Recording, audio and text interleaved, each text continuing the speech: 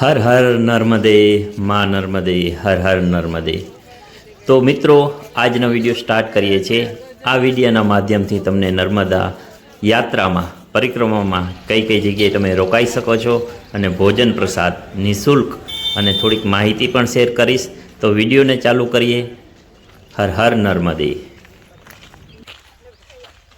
તો તમે ભારતના ગમે કોના ઉપર રહેતા હો તો તમારે પહેલાં આવવું પડે છે વડોદરા, અને વડોદરાથી બસ દ્વારા રામપુરા, જે કરીબ 100 કિલોમીટરની દૂરી પર છે, ત્યાં આવીને તમારે રણછોડરાય મંદિર, ત્યાંથી પરિક્રમા સવારને ચાલુ કરવાની હોય છે। નર્મદા પરિક્રમામાં તો ખરેખર 3 વર્ષ 3 મહિનાથી વધારે સમય લાગે છે, પણ આ જગ્યાએ ઉત્તર વાહિની નર્મદા પરિક્રમા જે 22 કિલોમીટરની કરવામાં આવે છે, આખા ભારતમાં આ જગ્યાએ જ નદી ઉત્તર દિશાની તરફ વહે છે, અને આનું ખૂબ જ કેટલાય ધર્મગ્રંથોમાં મહત્ત્વ બતાવેલું છે। તો આપણે ઉત્તર વાહિની નર્મદા પરિક્રમાની સંપૂર્ણ માહિતી સાથે ક્યાં રોકાવું તે વિડીયો દ્વારા બતાવીશ। તો અત્યારે આપણે આવી ચૂક્યા છે રામપુરામાં રણછોડરાય મંદિર, જ્યાંથી શ્રદ્ધાળુઓ મોટી સંખ્યામાં રણછોડરાયના દર્શન કરીને યાત્રા ચાલુ કરે છે। તો તમે સામે જોઈ રહ્યા છો તે છે રણછોડરાય મંદિર। તો અહીંથી સવારે 5 વાગ્યે મેં પણ નર્મદા પરિક્રમા યાત્રા શરૂ કરી છે।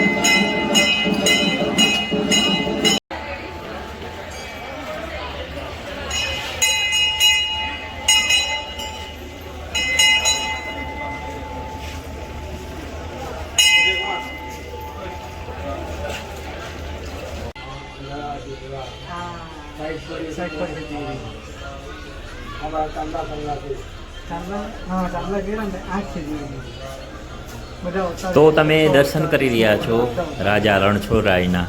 અહીંથી સવારમાં 4-5 વાગ્યે માણસો દર્શન કરીને યાત્રા ચાલુ કરે છે। અહીં જગ્યાએ ખુલ્લા મેદાન અને એક હોલ છે, ત્યાં તમે રાત્રિ વિશ્રામ નિઃશુલ્ક ભાવે કરી શકો છો, અને અહીંયા નિઃશુલ્ક ભોજન પ્રસાદ તમને મળે છે, જે આપણી જૂની રીત છે પંગતમાં બેસીને જમવાનું નિઃશુલ્ક। તેનો ખરેખર ભોજન એ પણ પ્રસાદના રૂપમાં, એનો સ્વાદ જ કંઈક અલગ હોય છે। તો હવે આપણે અહીંથી જશું બીજા આશ્રમ, રણછોડરાય મહારાજથી સામે જ આવેલું છે બીજું આશ્રમ।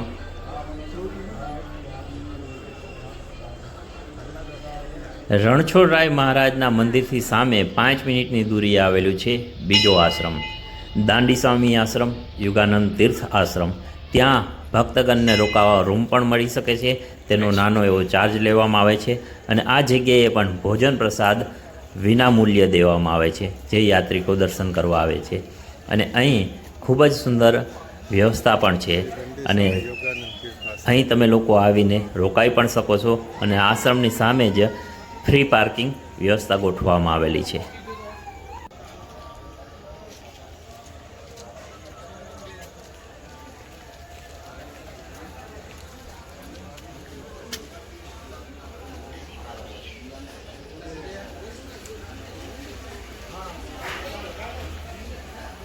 આ આશ્રમમાં યાત્રિકો તમને દિવસ ને રાત જોવા મળશે।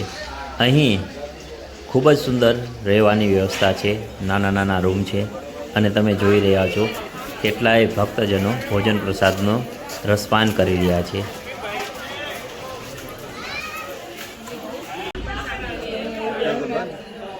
બનશે મને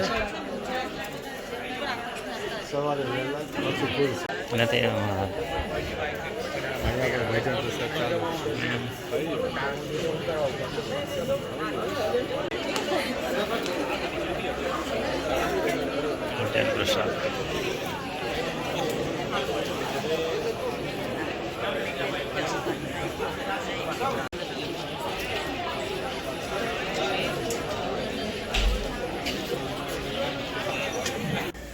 આશ્રમમાં એક સુંદર વ્યવસ્થા હોય છે કે તમારે ભોજન પ્રસાદ લઈને તમારા વાસણ તમારે જાતે જ ધોવાના હોય છે.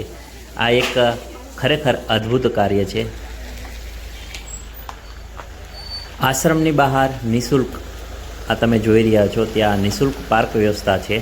બાકી બધી જગ્યાએ ખેતરો ખાલી કરીને વાહન પાર્ક કરવાની વ્યવસ્થા ગોઠવી છે, તેનો ચાર્જ ચૂકવવો પડે છે. અને અહીં સરકાર દ્વારા તાત્કાલિક સારવારનો એક કેમ્પ પણ ઊભો કરવામાં આવેલો છે.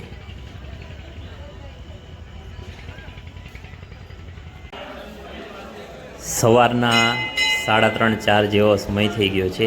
અમે હોલમાં સૂતા છીએ, પણ જુઓ યાત્રિકો અત્યારે રાતે પણ પરિક્રમા ચાલુ કરી દીધી છે દર્શન કરીને. અને આ હોલ છે ત્યાં નિઃશુલ્ક બધા શ્રદ્ધાળુઓ સૂતા છે.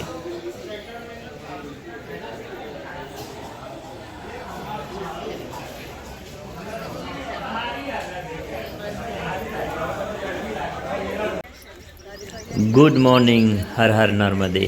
બીજો દિવસ થઈ ગયો છે યાત્રાનો અને ઘણું એવું ખરું ટ્રાફિક પણ છે.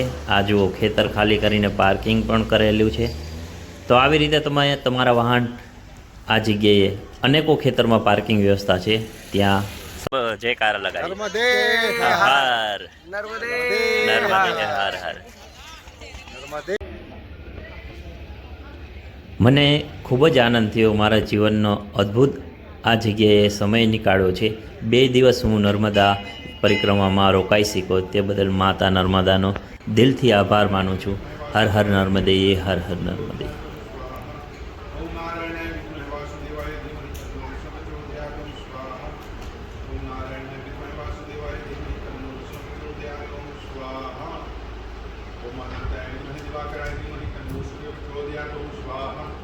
ओमादित्याय विद्महे दिवाकराय धीमहि तन्नो सूर्यः प्रचोदयात् स्वाहा. ओमादित्याय विद्महे दिवाकराय धीमहि तन्नो सूर्यः प्रचोदयात् स्वाहा. ओमादित्याय विद्महे दिवाकराय धीमहि तन्नो. એક અલગ જ અનુભવ થયો. આ છે દાંડી મહારાજ, જેમને આ નર્મદા યાત્રા ફરીથી ચાલુ કરાવી.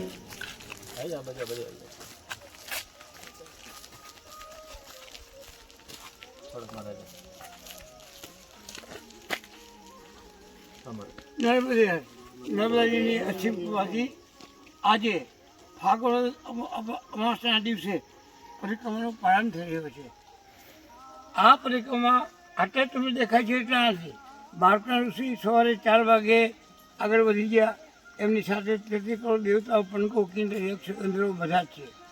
અને આ વર્ષે તો એવો માહોલ છે કે રાજાના બલી વખતમાં જે ઉત્સાહ હતો એના કરતાં પણ મને વધારે દેખાય છે. અને આમાં ખરેખર માતા નર્મદા ભળી ગયા છે. એ બધાને પ્રેરણા આપે છે. સરકારને પણ પ્રેરણા આપી કે તમે આ કરો. અંધારે પરિક્રમા કરતા આજે 2008થી આજ સુધી અંધારે બધા પરિક્રમા કરતા, રાતે પણ કરતા. અને આજે માની કૃપા છે. તમે જુઓ વીજળીના ચમકારા. પાનબાઈનું સંભળાયું ગંગા સતીએ. પાનબાઈને કહે છે વીજળીના ચમકારે મોતી પેલો પડવો જે અંધારા સાથે છે. આપણે પણ એક જેમ ક્રિકેટની ભાષામાં કહીએ તો કટનો રન લીધો, એમ આપણે બુદ્ધિપૂર્વક જીવનને ધન્ય બનાવવા માટે આપણે નર્મદાની પરિક્રમા એવી ફરજિયાત છે. રાજા બળીના વખતમાં પરિક્રમા ફરજિયાત હતી. જેને લગ્ન કરવાના હોય, લગ્ન જીવન થવું હોય એને રાજ્ય સરકારનું સર્ટિફિકેટ જોઈએ. ભવિષ્યમાં જ્યારે પક્ષની સરકાર આવશે ત્યારે આ પરિક્રમા ફરજિયાત થશે. આ પરિક્રમા માર્કંડેયે છેલ્લા 7 કલ્પના પ્રારંભ કરી હતી. માનવજીએ એમને આશીર્વાદ આપ્યા કે જે આ પરિક્રમા કરશે ને 71 પેઢીને મોક્ષ મળશે. એટલે આ પરિક્રમા રાજા કામો થઈ ગયા. અઘરામાં અઘરા કાર્ય હોય એ કાર્ય થાય છે. અને આ પરિક્રમા છેલ્લા 151 વર્ષ સ્થગિત હતી કે માના આદેશથી આપણે 2008માં ચાલુ કરી. જે આપણે મેન બાણગંગા સરસ્વતી નર્મદા સંગમે માએ આદેશ આપ્યો અને આ પરિક્રમા થઈ. આમાં તમારા બધાનો સહયોગ છે. હું તો એક બહુ મામૂલી વ્યક્તિ છું, ખુલ્લા પગે ચાલુ છું વર્ષોથી. અને તમે બધા જ હથિયાર લઈને નીકળ્યા છો અને મને વિશ્વાસ છે કે તમે દર વર્ષે પરિક્રમા કરશો.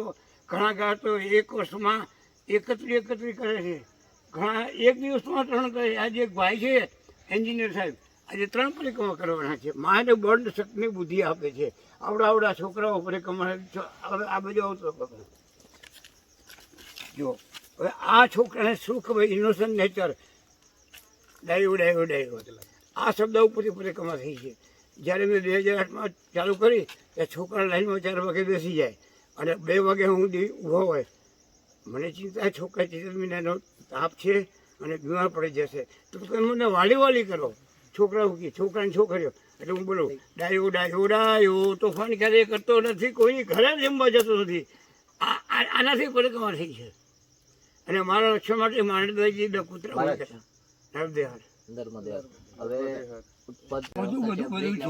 બધું છે.